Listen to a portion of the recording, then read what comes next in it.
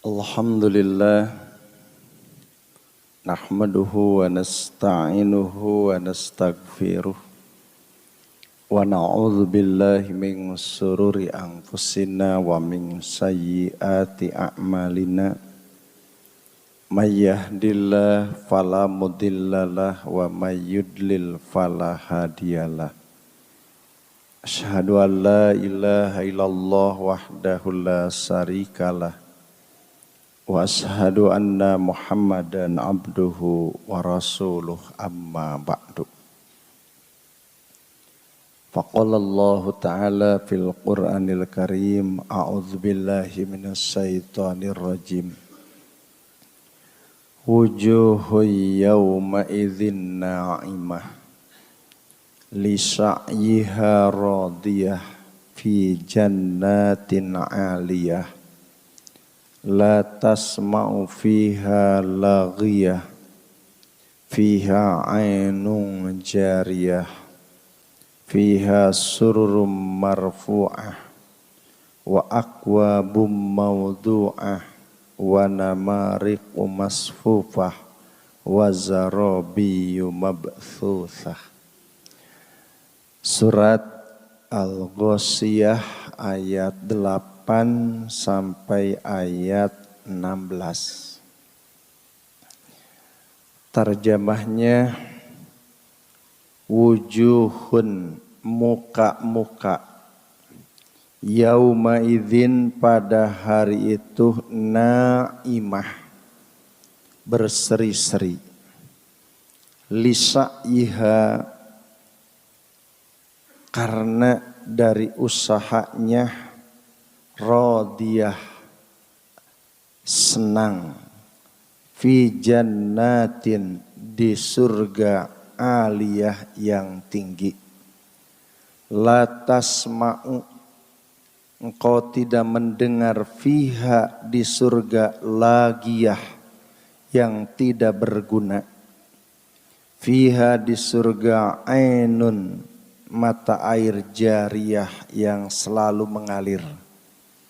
Fiha, di surga, sururun, tempat tidur, marfu'ah, yang ditinggikan.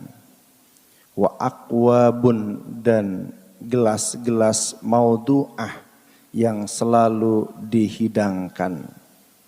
Wa namariqu, dan bantal-bantal, masfufah, yang tersusun. Wa zarabiyu, dan amparan-amparan, mabthusah, yang sudah dihamparkan. Itu untuk tarjamahnya. Ikhwati iman yang dimuliakan Allah Subhanahu wa ta'ala, ini mungkin merupakan bentuk muqabalah. Setelah Allah menerangkan, yaitu muka-muka yang sedih, kemudian sekarang akan menerangkan tentang muka-muka yang senang. Pada pembahasan minggu kemarin membahas tentang wujuhun yauma idzin khashi'ah, dan sekarang membahas tentang wujuhun yauma idzin naimah. Kenapa digunakan dengan muka? Jadi ini menunjukkan bahwa orang senang dan sedih itu digambarkan dengan muka. Jadi kalau orang senang pasti mukanya kelihatan ceria. Kalau orang sedih maka kelihatan mukanya itu alum, sedih. Makanya inilah ada istilah kalau orang Sunda mah beungeut teh buruan hate. Jadi artinya walaupun istilahnya mukanya menampakkan dengan senang, kalau hatinya sedih tetap akan ditemukan. Bahkan kalau ahli psikologi itu melihat sesuatu itu dari muka. Sampai istilahnya tahu ini muka sedang bermasalah, ini muka yang berlepas dari masalah, ini muka yang sedang masalah itu kan. Jadi akan kelihatan dari muka. Bahkan satu saat orang bertanya, kenapa ya kalau dulu saya lagi tidak punya SIM gitu kan selalu ditangkap. Tapi setelah punya SIM itu selalu lolos. Lihat mukanya cing teh. Apal muka anu boga dosa jeung muka anu teu boga dosa eta teh kitu cing teh. Jadi dipelajari gitu kan, dipelajari. Wah ini walaupun istilahnya dia pura-pura itu dan ini karena orang yang punya ilmu ya akan kelihatan dari segi muka. Wah ini muka yang basalah ya, teu boga SIM ya. Itu apaleun gitu kan. Ini muka yang punya SIM ini kelihatan. Itu sampai ada kan orang, kenapa ya kalau saya lagi atau ketika tidak punya selalu ditangkap, jauh-jauh sudah ditangkap. Tapi kalau punya walaupun istilahnya ya kelihatan saya buat salah, tapi kadang-kadang lolos. Apaleun jeung teh antara boga jeung teu boga SIM-na gitu. Itu kan dari mana? Dari muka. Kan pakai helm, apaan kata panon mah udah kelihatan dari mata itu. Jadi kelihatan dari mata gitu kan, bagaimana mata yang bermasalah dan tidak. Mata yang sedih, mata yang senang. Nah, di yaumul akhir apalagi Allah sengaja diungkapkan dengan muka. Menurut Imam Ibnu Katsir, lamma zakara halal asqiya, setelah Allah menerangkan keberadaan orang-orang yang durhaka, orang-orang kafir, sana bidzikris suada, maka Rasul memuji, menyanjung orang-orang yang mendapatkan kebahagiaan di yaumul akhir. Dengan ungkapan apa? Yaitu wujuhu yauma idzin naimah. Muka-muka yang pada hari itu penuh dengan kenikmatan-kenikmatan.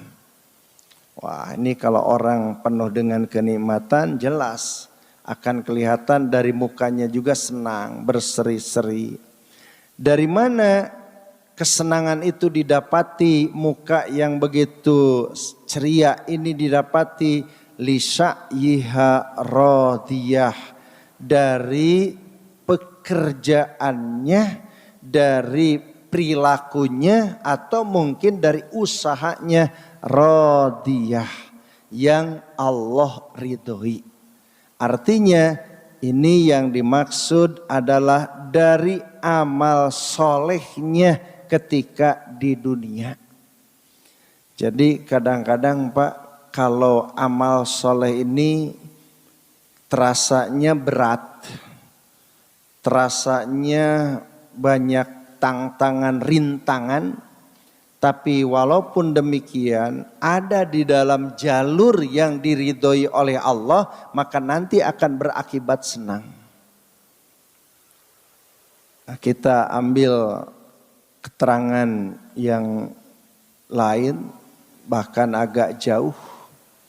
Itu kan ada ayat yang sudah kita simak, yaitu tentang ayat qad aflaha man zakkaha wa qad khaba man dassaha. Qad aflaha, sungguh bahagia nanti di yaumul akhir. Bahkan ini menunjukkan litahqiq, pasti bahagia nanti di yaumul akhir. Siapa? Man zakkaha, orang yang selalu hidup di dunia membersihkan dari dosa dan kesalahan-kesalahan. Jadi man zakkaha, selalu orang membersihkan dari dosa dan kesalahan. Ini bahagia. Yang dimaksud membersihkan itu adalah membersihkan dari akidah-akidah yang kotor, dari ibadah-ibadah yang menyimpang, dari muamalah-muamalah yang tidak sesuai dengan tuntunan. Itulah zakah. Makanya Rasulullah diutus ke muka bumi ini adalah untuk membersihkan. Dalam surat Al-Jum'at kan bahwa Rasulullah diungkapkan dengan yuzakihim. Yuzakihim. Apa yuzakihim? Nabi membersihkan mereka. Maksud membersihkan mereka itu karena manusia pada waktu itu penuh dengan akidah-akidah yang kotor, dengan ibadah-ibadah yang menyimpang, dengan muamalah-muamalah yang salah.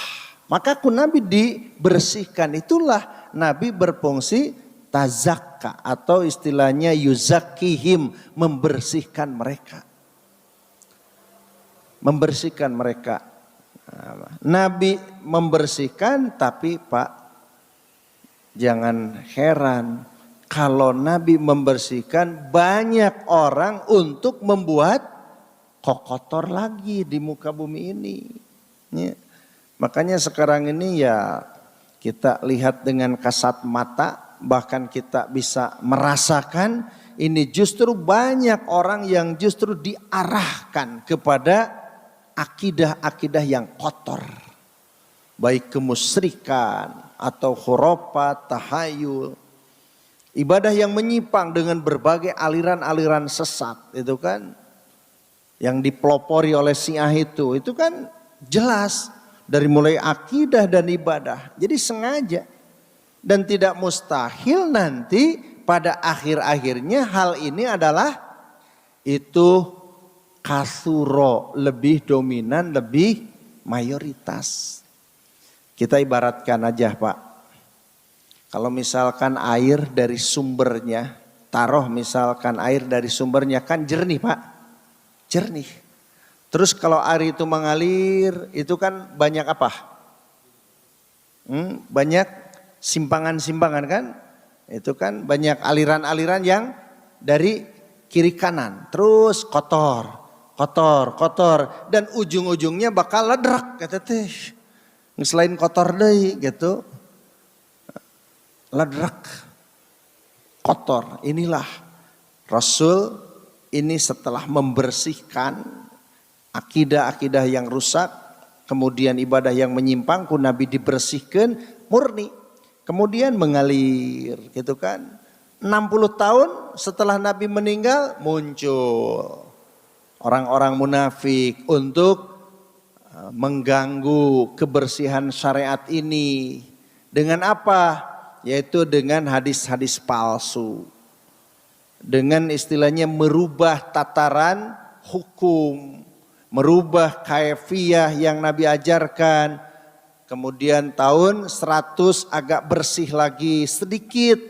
Kemudian maju lagi tahun 200. Kemudian merubah lagi, terus sekarang 1443, wah jadi seperti apa kotoran-kotoran, terjadi asimilasi, bahkan istilahnya tidak mustahil nu bersih bisa eleh kuno kotor. Jadi namanya saja, makanya nanti Rasulullah mengatakan bahwa la yabqa Islam illa ismuhu, tidak ada Islam kecuali hanya sekedar namanya. Tidak ada Quran hanya sekedar tulisannya. Gitu kan? Tidak ada masjid tinggal bangunannya saja kan? Itu kan ini sampai istilahnya mungkin satu saat akan terjadi seperti itu.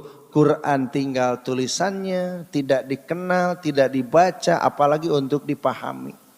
Islam hanya sekedar namanya, KTP saja, sementara syariatnya tidak ada pada jiwa-jiwa orang muslim. Masjid tinggal bangunan, bangunannya mewah, bangunannya luar biasa gitu kan.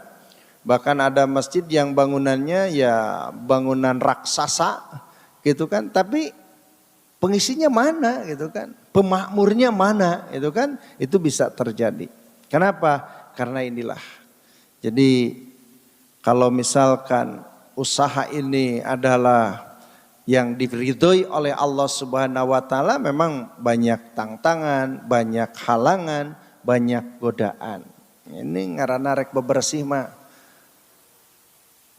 Kalau misalkan kita lihat dalam kehidupan sehari-hari kan itu Pak, kalau orang tidak bebersih pan sampah menumpuk tuluinya. Itu kan lamun tema dalam kehidupan umum, dalam sebuah kehidupan lingkungan, terus tidak mau bebersih kan menumpuk sampah itu. Kalau misalkan kita berbicara tentang diri kita tidak mau bebersih ya daki itu kanel. Nah kalau kita berbicara tentang agama, kalau kita tidak ada usaha untuk membersihkan dari itu ya mungkin banyak akidah yang nempel jadi kotor, ibadah yang menyimpang jadi salah, itu bisa terjadi. Makanya ini, jadi walaupun dengan banyak tantangan, rintangan harus usaha sesuai dengan yang diridhoi. Makanya itulah yang disebut amal soleh. Amal yang sesuai dengan tuntunan Allah dan Rasul.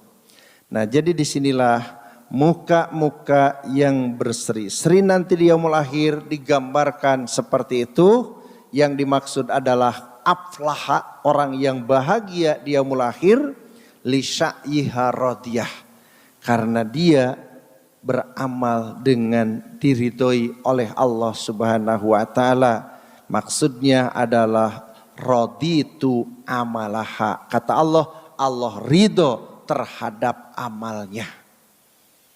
Makanya kalau kita mengukur amal bukan diukur dengan baik menurut kita.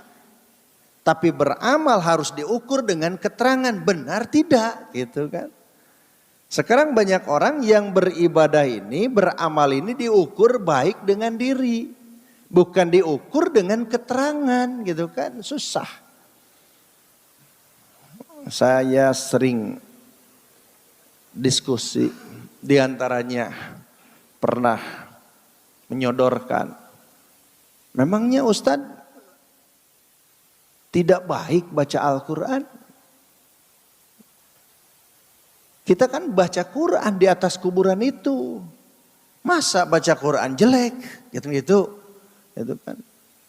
Kemudian kita kan mengadakan pengajian. Masa pengajian salah? Ini kan banyak dalil-dalil tentang pengajian. Gitu kan. Saya bukan tahlilan tapi pengajian. Mata Pak. Itu kan. Saya tanya kenapa kalau tidak ada yang mati tidak ada pengajian?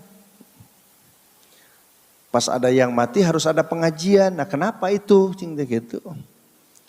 Kan ari nu maot mah pengajian cing teh. Tapi aya nu maot bet aya pengajian. Tah naon sababna eta teh nya pengajian atau bukan pengajian? Gitu kan. Saya ambilkan kalau Bapak beri air sama saya, airnya putih tapi wadahnya tampolong kotor gitu. Benar enggak gitu? Gitu kan? 2, bahwa kalau kita baca Quran ketika ruku, baik tidak? Benar tidak? Itu kan jelas. Jadi bukan persoalan baik dan jelek, benar tidak menurut keterangan itu yang saya tanyakan. Yang meninggal di zaman Nabi itu ribuan, yang meninggal di zaman sahabat itu ribuan. Kira-kira Nabi dan para sahabat gitu hente, gitu kan di luhur kuburan. Pertanyaan saya seperti itu. Untuk apa kita menjadikan sebagai umat Rasul, kita menganggap bahwa Rasul sebagai uswatun hasanah, tapi ternyata apa yang dilakukan itu bertolak belakang dengan amalan Rasul dan para sahabat. Cing kira-kira kumaha bener tuh, itu ngaku umat Rasul teh. Ini persoalannya benar ini dalam tataran akidah ibadah bukan benar menurut masing-masing golongan, bukan benar menurut masing-masing diri, tapi benar ente. Cek dalil gitu, keterangan. Mana dalilnya? Tinggal gitu kan. Makanya saya bukan benar menurut golongan, bukan benar menurut pribadi, tapi cek dalil gitu kan, benar tuh. Cing lamun maca Al-Quran di luhur kuburan, mana dalilnya gitu kan. Dari cek Rasul, mazayyinu buyutakum bikiratil Quran, hiasi rumah-rumah kalian dengan Al-Quran. Bahkan kata Nabi, la taj'alul buyut kal kubur, janganlah dibuat rumah seperti kuburan. Kumaha keur ngabedakeun kuburan jeung rumah? Di imah mah baca Quran. Gitu kan, mafhumna apa? Berarti tidak ada baca Quran di rumah, di kuburan gitu kan.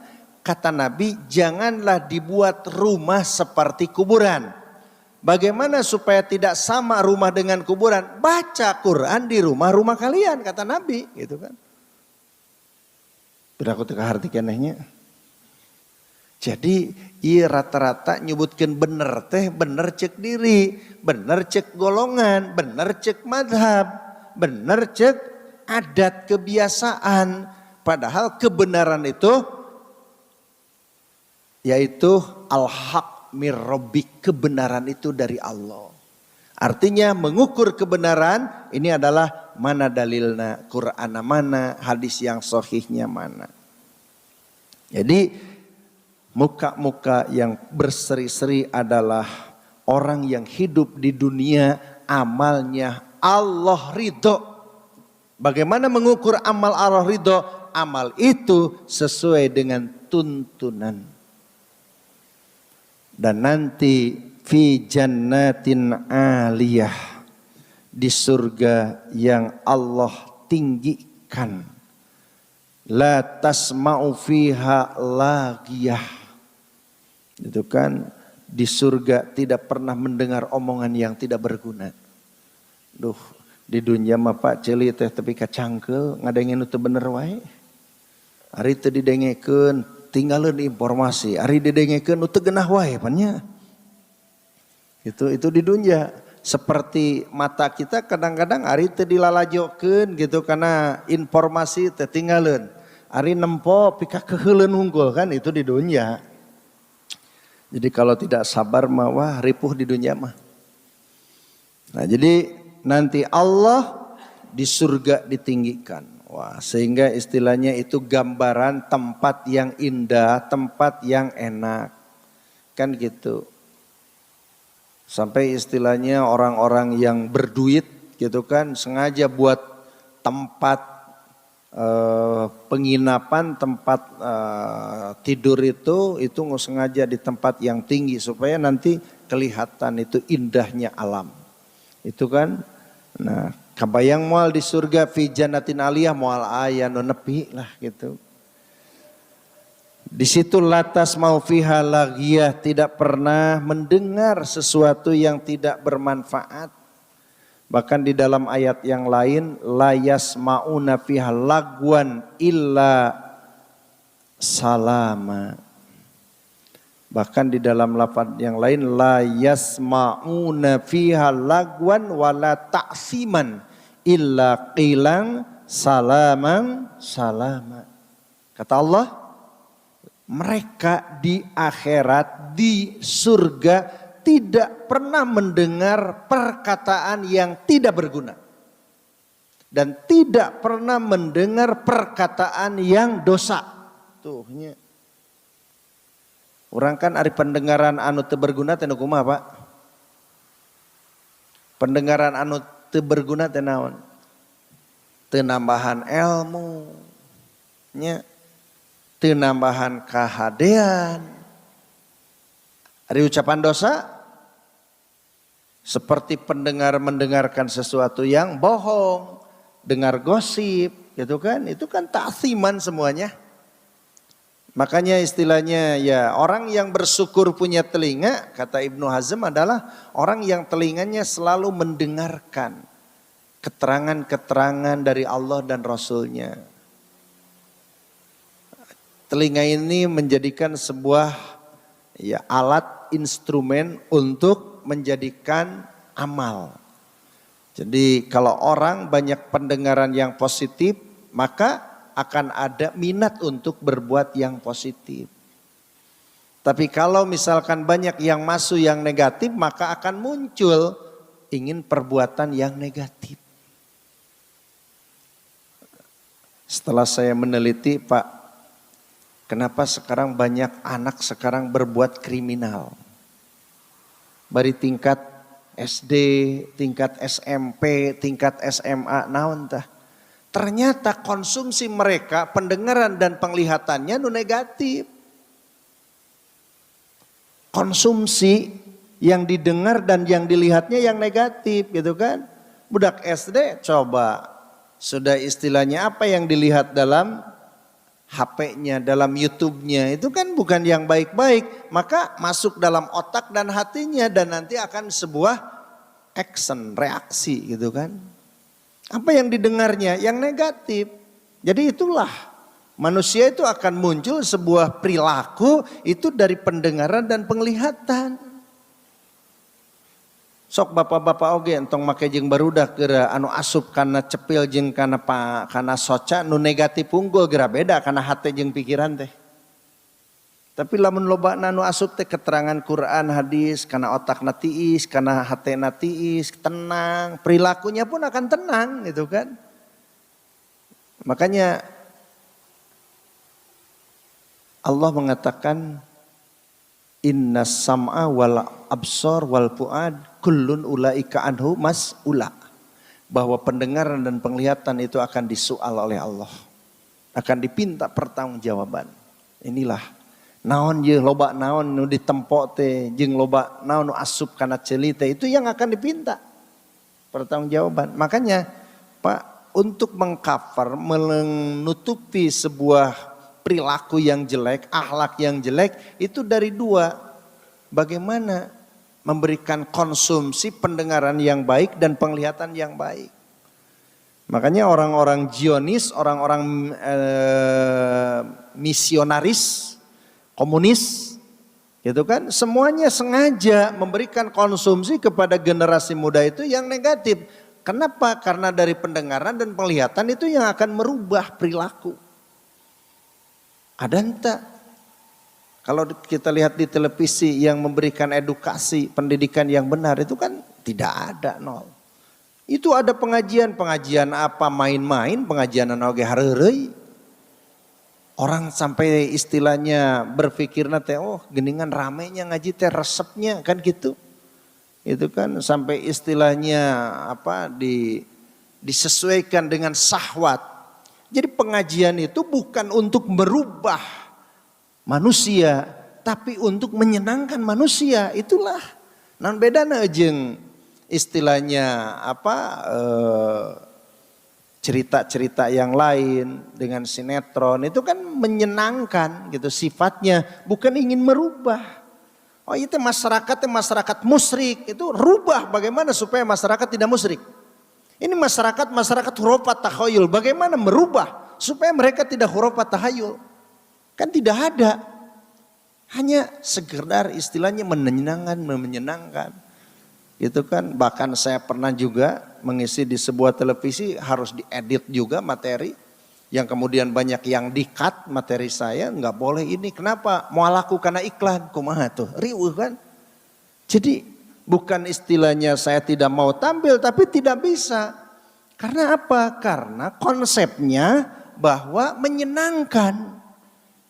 Bahkan konsepnya adalah diatur dengan sedemikian rupa mereka itu siaran ini untuk adalah merekrut keuntungan. Bukan untuk memberikan edukasi kepada masyarakat. Tapi memberikan keuntungan. Kalau saya bisa menguntungkan mereka itu bisa laku gitu kan. Bisa payu Pak. Karena saya dari tahun 95 sudah apa istilahnya sudah berdekat dengan studio-studio. Kenapa? Karena inilah dakwah ini adalah taghir, merubah. Dakwah itu adalah ikhraj, mengeluarkan. Dakwah itu adalah tahwil, memindahkan masyarakat. Tapi dakwah saya yang dirubah tuh kan. Oleh kepentingan materi kan riwah gitu mah gitu kan. Repot Pak. Jadi di Indonesia mah repot lah dakwah teh gitu kan. Tapi rada mendingan lah dibanding jeung di Arab mah. Nah jadi inilah bahwa di surga ini Pak tidak ada yang didengar kecuali salaman salama. Di dunia pendengaran ini banyak lagwan, banyak juga ta'siman. Dan inilah yang bahaya gitu kan. Telinga dan mata itulah yang akan jadi pertanggungjawaban kita nanti di yaumul akhir. Kemudian di surga juga fiha ainun jariyah, air yang terus mengalir, tidak pernah kendor. Bahkan bukan satu sumber. Kemudian tempatnya kalau mau tidur otomatis ke bawah. Kemudian setelah tidur itu naik ke atas. Itu kan dengan berbagai otomatis dan kecanggihan yang tidak ada bandingannya. Jadi lamun teh misalkan orang-orang kafir sekarang bangga lantaran sudah bisa menciptakan dengan berbagai kecanggihan-kecanggihan, tetap adalah qalilan yang Allah berikan sedikit, nggak ada yang muat dengan ilmu Allah nanti di yaumul akhir dibuktikan. Saya sering mengatakan kalau manusia kumpul sedunia, entong urang lah profesor doktor hungkul kumpul di dunia, ilmunya dibanding dengan ilmu Allah sebanding hanya burung yang kecil mematuk air di lautan. Maka air yang dipatuk oleh burung maka itulah ilmu manusia. Kemudian lautan yang begitu luas adalah ilmu Allah. Kalau misalkan semua pohon-pohon yang ada dijadikan fannya, kemudian laut dijadikan tintanya untuk menulis ilmu Allah itu tidak akan tertulis, keburu kering, keburu habis. Nah inilah, jadi walaupun dengan berbagai kecanggihan nanti Allah. Jadi ulah kabayang istilahnya ya berbangga dengan kehebatan sekarang dibanding dengan ilmu Allah itu nggak ada apa-apanya. Wa aqwabum maudu'ah, kemudian gelas-gelas yang dihidangkan, wa namarikum masfufa dan bantal-bantal yang tersusun rapi, wa zarabiyu mabsusah, amparan yang sudah dipersiapkan. Inilah Pak, tapi ini sebenarnya sulit karena tidak ada bandingannya. Kita cukup apa yang Nabi katakan, mala ainun ra'at wala udhunun sami'at wala aqlut tasawwar basar. Bahwa kenikmatan surga itu tidak akan bisa terbayangkan dengan akal pikiran. Tidak bisa kita bayangkan dengan kasat mata kita. Keindahan apapun tidak ada bandingannya. Hanya supaya mudah saja dicerna Allah menggambarkan seperti itu. Walaupun misalkan ada kemewahan dunia. Saya baca ada sebuah tempat wisata yang satu malamnya itu harus mengeluarkan biaya 2,5 miliar. Kemudian saya lihat dalam televisi, ini bagaimana keindahan yang satu malam ini 2,5 miliar. Kemudian saya lihat, saya punya kesimpulan, nanaonan karek sakitu mah. Itu kan ditampilkan. Ada yang satu malamnya harus mengkocek biaya 2,5 miliar. Ada yang satu malamnya dengan 1 miliar. Ada yang satu malamnya dengan 500 juta. Kemudian sampai yang termurahnya satu malam harus menghabiskan 100 juta. Ternyata ditayangkan dalam televisi tempat-tempat yang indah itu. Kesimpulan saya gak ada apa-apanya, tidak ada apa-apanya, banyak kekurangan. Saya lihat ini kurang, ini kurang, ini kurang. Nah itulah di dunia seperti itu. Tapi orang berani menebus ari surga, nuwuh bandinganana, tapi angerenya kenceleng teh 2.000, 10.000 gitu kan. Itu kan. Kenceleng teh 10.000 20.000 teh geus mahal teh gitunya. Padahal orang berani mengkocek mengeluarkan biaya untuk satu malam itu 2,5 miliar gitu kan. Keindahannya tidak ada apa-apanya lah gitu. Gitu kan. Nah ini Pak, jadi Allah Subhanahu wa taala menyebutkan kenikmatan ini supaya mudah saja kita cerna dan aslinya itu tidak akan bisa terbayang kenikmatan-kenikmatan surga. Mala ainun ra'at wala udunun sami'at wal aqlun tasawwara bil basar. Tidak akan bisa terbayang dengan pikiran, dengan hayalan, tidak akan bisa terbayang dengan pandangan gitu kan. Tidak bisa kita dengan sebuah pendengaran kenikmatan surga. Maka inilah intinya adalah berbuat solehlah li sya'yiha radiyah, beramallah sesuai dengan yang diridhoi oleh Allah Subhanahu wa taala. Itu saja, insyaallah nanti kita sambung lagi pada kajian berikutnya. Rabbana atina fid dunya hasanah wa fil akhirati hasanah wa qina adzabannar. Wassalamualaikum warahmatullahi wabarakatuh. Ya, silakan kalau ada pertanyaan, Pak.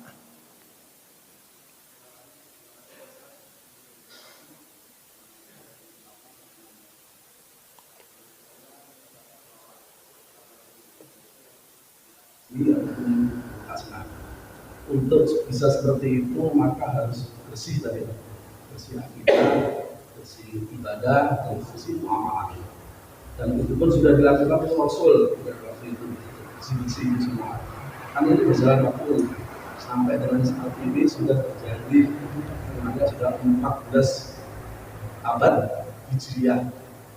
Dan setiap abadnya bakalan ada yang pembersih atau mujadid itu akan berlaku setiap 100 tahun. Di samping ada mujadid, juga karena adanya perkembangan daripada zaman atau masa, itu akan ada istilah kalau setiap ada perubahan-perubahan itu ada istilahnya kita isma atau kita melakukan perubahan itu yang dilakukan oleh para ulama.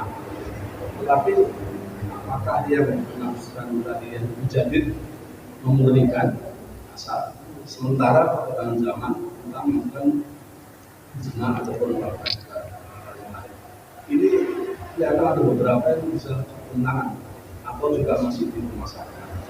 Misalnya contohnya sampai saat ini baru adalah kita sekarang bisa memilih itu akan ada uang Bitcoin gitu ya. Nah ini kan juga harus ada hal yang baru. Sementara zaman itu tidak ada. Nah ini seperti itu sehingga dapat nah ini maksud saya sebenarnya kayak apa? Mujadid dengan orang melakukan ijma atau istihad. Kalau istihad itu kan mereka menyatakan kalau benar saya dapat pun, kalau salah kan tetap dapat satu. Sehingga ini ngotot yang melakukan istihad kan ngotot. Istihad itu kan bisa kalau salah juga dapat satu, tidak ada minus, tidak bisa disalahkan. Sementara mujadid tadi orang-orang yang ingin memurnikan.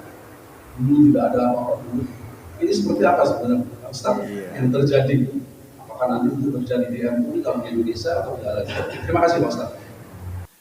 Jadi mujadid ini adalah pembaharu. Maksudnya mujadid menurut Rasul adalah orang yang berani menghidupkan sunnah-sunnah yang sudah mati. Itu yang dimaksud mujadid, Pak. Jadi mujadid ini, pembaharu ini yang dimaksud adalah membarukan kembali setelah meninggal. Jadi kalau dalam hadis itu saya terjemahkan ya bisa disebutkan orang yang yuhyuna. Orang yang menghidupkan sunnah Nabi. Itu adalah kategori mujadid. Kalau di zaman setelah Rasul itu mujadid ini adalah Umar bin Abdul Aziz. Nah, dan Nabi mengatakan nanti akan ada orang yang setiap 100 tahun itu dikatakan ada mujadid. Orang yang membaharui umat dari keterpurukan gitu kan. Orang dari kegelapan, jadi akan ada, tapi kita tidak tahu di mana dan kapan, itu kan tidak tahu, tapi akan ada tetap. Pokoknya kalau saya berkesimpulan orang yang selalu menghidupkan sunnah itulah mujadid, gitu kan? Itulah mujadid, gitu kan? Kan syariat itu kan sudah sempurna. Islam itu tidak perlu ada tambahan, kan sudah sempurna. Hanya ada yang meninggalkan, mematikan. Maka ada yang menghidupkan kembali gitu kan. Ada yang menjalankan kembali gitu kan. Itulah mujadid gitu kan. Kemudian kalau kita berbicara tentang keemasan Islam itu nanti akan tetap ada gitu. Tapi tidak seperti yang pertama hebatnya. Tetep bakal menurun gitu secara kualitas teh. Itu mujadid. Jadi orang yang selalu menghidupkan, membangkitkan manusia dari kegelapan-kegelapan, dari kejumudan-kejumudan, dari penyimpangan-penyimpangan gitu kan. Itulah mujaddid. Mujtahid adalah orang yang dia mencurahkan kemampuan untuk menghasilkan keputusan hukum berdasarkan Quran dan hadis yang sahih. Jadi kalau ada ijtihad gitu, kita harus tahu kayak ijtihad teh di mana dalilna. Ijtihad itu artinya mengambil dari ayat dan hadis untuk memutuskan sebuah keputusan. Jadi lamun tema ijtihad itu persepsi, pendapat itu bukan ijtihad. Contoh. Ketika ada pertanyaan, ini bagaimana hukum BPJS? Ini BPJS itu kan tidak ada di zaman Rasulullah. Kemudian kita cari dalil tentang persoalan perpindahan hak milik dalam Islam. Itu kan BPJS kan perpindahan hak milik hakikatnya. Kita lihat perpindahan hak milik. Oh ternyata ada di zaman Rasul perpindahan hak milik. Tapi di antaranya begini. Saya berjanji nanti akan memberikan uang misalkan sama Kang Aan, saya beri uangnya nanti. Tapi nantilah kalau saya sudah meninggal. 2, Kang Aan, saya berikan nanti kalau Kang Aan mati, saya berikan untuk keluarga. Nah, kemudian ada juga, saya berikan uang kepada Kang Aan, kemudian kalau Kang Aan lebih dulu meninggal, saya ambil lagi. Ya, kalau misalkan saya lebih dulu meninggal, itu silahkan. Ini ada kan di zaman Nabi, perpindahan hak milik itu. Ternyata BPJS kita memberikan uang terus per bulan, tapi uang itu tidak bisa diambil, bahkan bisa diambil itu kalau sakit. Dan tidak bisa oleh anak, oleh istri. Kan begitu. Cing kira-kira duit naon gitu ngaranna. Duit BPJS menurutnya. Bener teh menurut Islam. Orang teh saya mikir duit gitu kan per bulan. Tapi uang itu tidak bisa diambil. Ya. Kemudian bisa itu uang kalau sakit. Jadi siga nabung keur gering eta mah. Lamun teu gering hangus. Kan gitu. Kalau tidak sakit hangus. Kalau sakit baru bisa. Persoalan, kalau dia sakitnya uangnya baru misalkan 2 juta, dia harus menebus 10 juta. Uang yang sisanya uang siapa? Perpindahannya apa namanya? Kemudian kalau misalkan dia nabung tapi tidak bisa diambil, uang ini milik siapa dan kemana? Kan tidak jelas, itu kan? Ribet, itu kan? Sehingga saya berani secara pokok dasar hukum ini tidak boleh dalam Islam. Muncul pertanyaan, bagaimana Ustaz ini sudah termasuk sistem? Kalau tidak, ini bakal begini gitu kan. Semacam orang ibadah haji tidak bisa buat paspor. Orang istilahnya misalkan PNS bisa dicabut dari PNS-nya gitu kan. Wah ini terancam gitu kan. Ini masalah. Maka al-hajah tanzilu manzila darurah. Ini adalah kita punya kepentingan tapi terpaksa, maka itu bisa dibolehkan.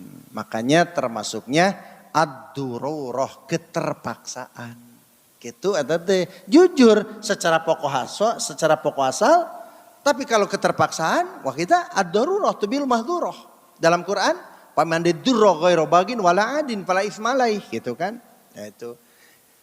Dalil namana rukbah jeung umroh di zaman Rasul. Ijtihad. Dari mana? Dari hadis yang sahih. Gitu Pak. Jadi ijtihad tidak bisa disebut ijtihad tanpa ada dalil. Tidak ada dasar. Gitu kan. Ijtihad itu harus ada dasar. Oh iya mau ada ijtihad. Mana dalilnya ijtihad deh. Mana udah dijadikan referensina bisa disebutkan ijtihad teh. Ijtihad itu kudu aya dalilna. Ieu mau jual ijtihad, pikiran sorangan ijtihad itu kan. Itu Pak ya. Itu sajalah, mudah-mudahan tidak puas Pak, nanti waktunya sudah habis itu kan. Insya Allah nanti kita gabung lagi di waktu yang lain. Aku qouli hadza wa astaghfirullah li wa lakum. Wassalamualaikum warahmatullahi wabarakatuh.